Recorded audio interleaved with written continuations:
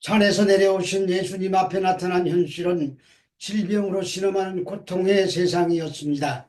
그래서 주님은 문제를 해결해 나가시는데 하나하나의 질병을 치유하는 것에 머무르지 않고 그 사건을 통해서 품고 있는 영적인 교훈을 던지고 계십니다. 나병 환자의 이야기는 예수님의 영적 상태를 고발하는 치유 사건이었고, 백부장 하인의 치유는 이방인들에게도 장차 복음이 전파될 것을 암시하는 사건이었으며, 베드로 장로의 치유를 통해서는 은혜로 구원받은 자들은 제자로서 주님을 섬기는 자가 되어야 한다는 메시지를 던지고 있었습니다. 결국 이 치유 사건들은 영적으로 죽어 있었던 자들을 살려내시고 이들로 하여금 나그네의 삶, 순례자의 삶을 따라 살아야 하는데 초점이 있었습니다. 그것이 예수님과 한 배를 타고 풍랑 이는 바다를 건너가는 제자들의 삶입니다.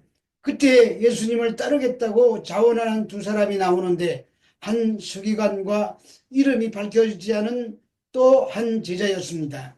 서기관은 예수님의 가르침을 배워 자신의 영광과 인기를 얻기 위한 수단으로 삼으려는 자였고, 또 한 제자는 세상 일과 예수님 사이에서 흔들리는 자였습니다. 그러자 이들의 요청을 거부하시고 너는 나를 따르라고 하십니다. 그런데 예수님을 따르는 삶에는 만사형통과 부귀영화가 아니라 풍랑이 찾아온다는 것입니다. 마태복음 8장 23절에서 25절의 말씀입니다. 배에 오르심에 제자들이 따랐더니 바다에 큰 노을이 일어나 배가 물결에 덮이게 되었으되 예수께서는 주무시는지라. 그 제자들이 나와 깨우며 이르되 주여 구원하소서, 우리가 죽겠나이다. 24절을 시작하면서 원어 성경에는 있는데 우리 성경에 빠진 단어가 나타납니다. 원어로 카이 이두라는 말인데 갑작스럽게 주의를 환기시킬 때 사용하는 단어로 우리말로 하면은 그리고 보라라는 말이 됩니다. 이제 대단한 일이 일어날 것임을 환기시키는 말입니다.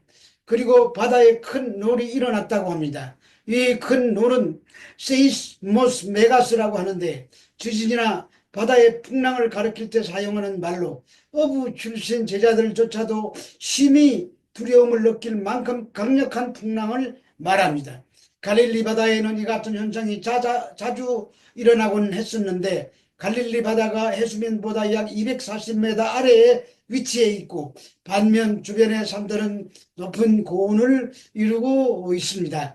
이런 지형적 영향 때문에 갑자기 폭풍이 불고 거센 파도를 일으키게 됩니다. 계시록 1장 13절에 그때에 큰 지진이 나서 성 10분의 1이 무너지고 지진이 죽은 사람이 7천이라 그 남은 자들이 두려워하여 영광을 하늘의 하나님께 돌리더라는 말씀이 있습니다. 이 말씀은 지구의 종말에 일어날 것인데 성의 10분의 1이 무너지고 죽은 사람이 7천이라는 말은 완전한 심판을 말합니다. 지금 미얀마에서도 진도 7.7의 지진이 일어나서 수많은 사람들이 죽고 매몰되어 있으며 심지어 방콕에까지 영향을 미쳐서 건물들이 무너져 내리자는 장면을 생생하게 영상으로 봤는데 끔찍한 공포의 순간이었습니다. 바로 그런 파도가 밀려온 것입니다. 그런 위급한 상황임에도 불구하고 예수님은 평안히 주무시고 계셨습니다. 마가의 표현을 빌리면 고물에서 베개를 베시고 주무시더니입니다. 머리 둘 곳이 없는 처지임을 말씀하셨던 예수님께서는 평지에서 안식처를 얻지 못한 채 경랑이 이는 바다 한가운데서 배의 고물에 머리를 의지한 채 평안히 주무시고 계신 것입니다. 한편 이렇게 풍랑이 치고 배가 파손될 위기에 처해 있던 시각은 칠흑같이 어두운 밤이었습니다. 그러나 예수님은 전혀 개의치 않으시고 오히려 제자들에게 하나님으로서 평안한 모습을 보여주셨던 것입니다. 제자들 중에는 배를 다루는 일에 노련한 어부들도 있었습니다. 그들은 나름대로 경험을 살려 위경을 헤쳐나가려 했을 것입니다. 하지만 배는 점점 가라앉을 위기에 처하게 되었고 드디어 예수님께 간청하게 됩니다. 퀴리에 소선, 주여 구원하소서. 이는 구출하다의 제1과거 부정형어로 간절한 호소입니다. 주여, 우리가 습관처럼 부르는 호칭입니다. 우리들은 예수님을 향해서 입으로는 주님이라고 부르면서도 문제만 생기면 두려워 떠는 자들입니다.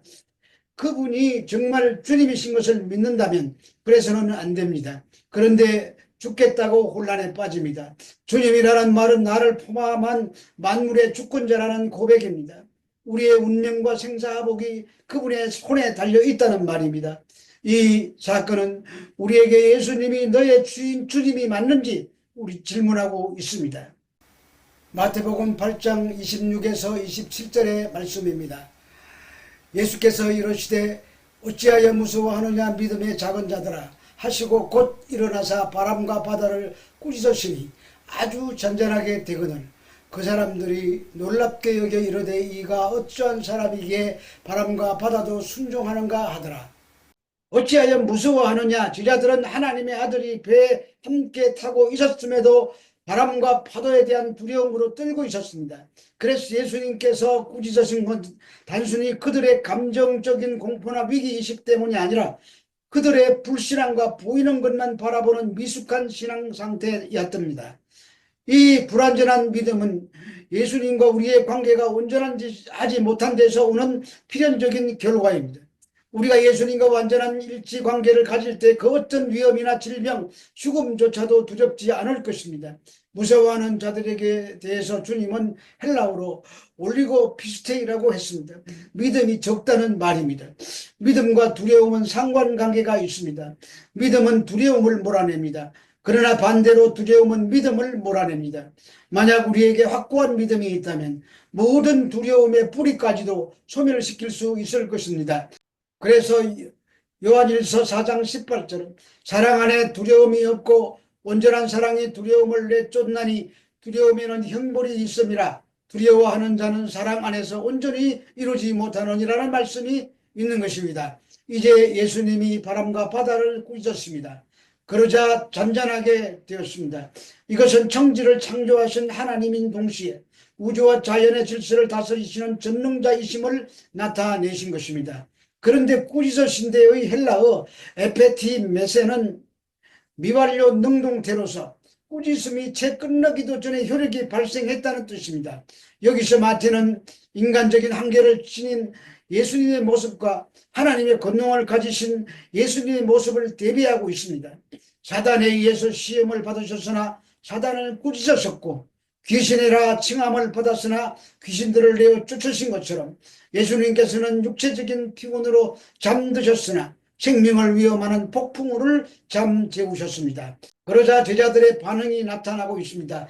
어떠한 사람이기에 포타포스 에스텐 후토스 이는 능력을 소유한 사람을 본 적이 없다는 감탄의 말입니다. 파도와 폭풍우를 말씀으로 잠잠케 하신 능력의 예수님 앞에서 그들이 놀라고 놀라 그가 하나님 그 자신임을 이제야 깨닫게 된 것입니다. 비로소 자신들이 지금껏 지녀온 그분의 인격에 관한 지식이 참으로 보잘것 없었음을 실토한 것인 동시에 하나님 이외에는 어느 누구도 거센 파도와 폭풍우를 잠재울 수 없다는 고백을 하는 것입니다. 이런 고백이 우리들에게도 자주 터져나왔으면 좋겠습니다. 마태복음 8장 28에서 32절까지의 말씀입니다. 또 예수께서 건너편 가다라 지방에 가심에 귀신 들린 자 둘이 무덤 사이에서 나와 예수를 만나니 그들은 몹시 싸나워 아무도 그 길로 전할 수 없을 지경이었더라. 이에 그들이 소리질러 이르되 하나님의 아들이여 우리가 당신과 무슨 상관이 있나이까? 때가 이르기 전에 우리를 괴롭게 하려고 여기 오셨나이까 하더니 마침 멀리서 많은 돼지떼가 먹고 있는지라. 귀신들이 예수께 간구하여 이르되 만일 우리를 쫓아내시려면 돼지떼에 들어보내 주소서 하니 그들에게 가라 하시니 귀신들이 나와서 돼지떼에게로 들어가는지라. 온 떼가 비틀러로 내려다라 바다에 들어가서 물에서 몰사하거늘.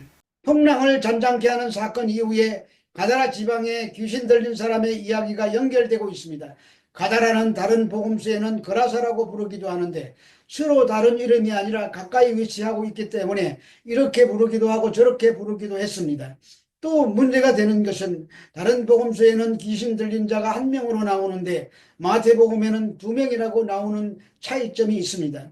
누가와 마가는 그 두 명 중에 더 심각한 귀신 들린 자에게 초점을 맞추고 기록했기에 한 명이라고 했지만 두 명이 더 정확한 수라고 볼 수 있습니다.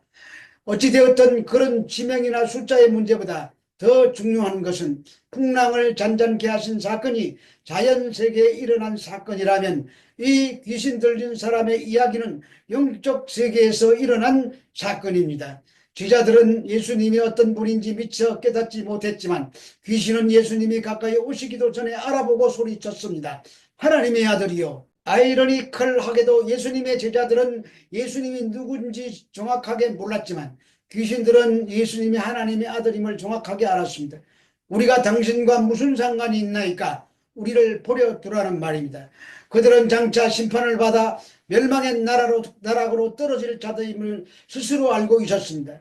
그런데 왜 빨리 와서 괴롭히느냐는 말입니다. 그러면서 자신들은 돼지떼에 들여보내달라고 합니다. 그러자 예수님은 가라고만 하셨습니다. 여러 가지 해석이 있지만 그곳 주인들에게 귀신 들린 이 두 사람의 가치가 돼지 떼보다 더 귀중함을 가르치기 위함이었다고 하는 것이 가장 설득력 있는 설명으로 보였습니다. 그리고 돼지 떼가 몰사하자 귀신 들렸던 두 사람은 온전한 정신으로 돌아옵니다. 온 떼가 비탈로 내리더라 바다에 몰사하거늘 이라는 말은 귀신 들린 자가 귀신에게 완전히 노임을 받았다는 사실을 극적으로 표현해 주는 말입니다. 실로 대자연의 주인이신 예수님께서는 천하보다 귀한 한 생명을 구원하기 위하여 그 천하의 일부를 희생시키는 선택을 하셨던 것입니다. 마태복음 8장 33에서 34절의 말씀입니다. 시전자들이 달아나 시내에 들어가 이 모든 일과 귀신 들린 자의 일을 고하니 온 시내가 예수를 만나려고 나가서 보고 그 지방에서 떠나시기를 간구하더라. 이 지방 사람들은 처음에는 자신들의 재산에 입힌 손실에 대한 책임을 물어 예수님을 체포하려는 의도를 가지고 달려왔을 것입니다. 그러나 그들이 예수님을 보는 순간 그 위험에 제압당하여 단순히 그곳을 떠나달라고 간청한 것입니다. 그들은 구세주보다도 재물을 더 사랑하였으며 세상을 더 사랑했던 것입니다. 오늘날도 이 가다라 지방 사람들처럼 선한 기적을 보고도 자신들의 재산에 손해가 온다는 이유로 기독교의 참된 진리와 예수 그리스도를 배척하며 떠나라고 하는 어리석은 사람들을 흔히 볼 수 있습니다. 결론적으로 오늘 말씀 속에는 세 가지 두려움이 나타나고 있습니다. 제자들의 풍랑에 대한 두려움, 귀신들이 예수님을 보고 떠는 두려움, 가다라 사람들의 두려움입니다. 진정한 믿음이 없이는 모든 인간은 이러한 각종 두려움에 빠져 살아가고 있는 것이 산 아래 세상에서 만날 수 있는 두려운 세상이고 그곳에는 풍랑이 창일하게 일고 있습니다. 성도는 여기서 참으로 창조주가 되시고 만물의 주관자가 되시는 하나님, 그분과 하나이신 우리 주 예수 그리스도, 지금도 우리와 함께 하시며 신이 간구하시는 성령님, 이 삼위 하나님을 경외와 두려움으로 섬기며 이 땅을 살아가는 자들이 되어야 할 것입니다. 이 세상은 온갖 풍랑이 일렁거리는 곳입니다. 언제 풍랑에 좌초될지 모릅니다. 두려워하지만 말고 지금도 함께 하시는 주님을 의지하여 평안을 누리며 승리하시는 저와 여러분이 되시기를 우리 주 예수 그리스도 이름으로 축원합니다.